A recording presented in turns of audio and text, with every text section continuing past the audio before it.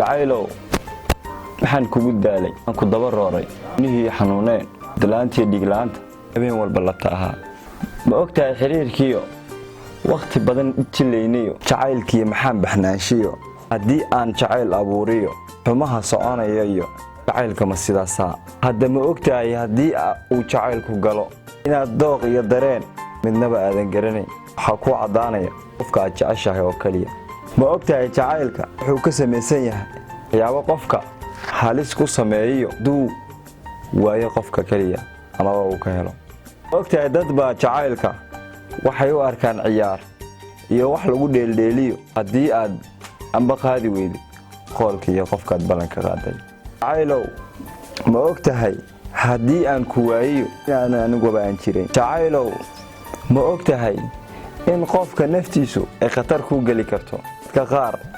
ayaan moodin jacaylka sidiisaba inuusan waxba ahayn balse anigiyo naftaydiyo quluubtiiyo qalbigaygiyo waxaan aaminsanahay inuu jacayl yahay wax jira ma ogtahay jacayl laga yaabo inuu ka ilmaysiiyo qof weyn oo 9 jira dada ilmo yar dadka qaar ayaa jacaylka waxay u haystaan inuusan waxba macno lahayn inuu ciyaar yahay in lagu kaftamo jacayl in uu baraanki lagu sameyn karo jacayl anigu naftayda waxaan aaminsanahay jacaylka inuu yahay wax dhaba asxaabtayda qaaliga aad baan idin salaamay intaas waxay ahayd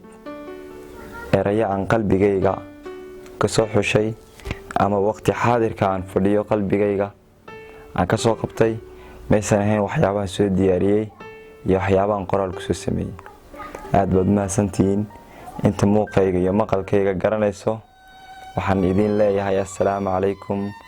ورحمة الله تعالى وبركاته.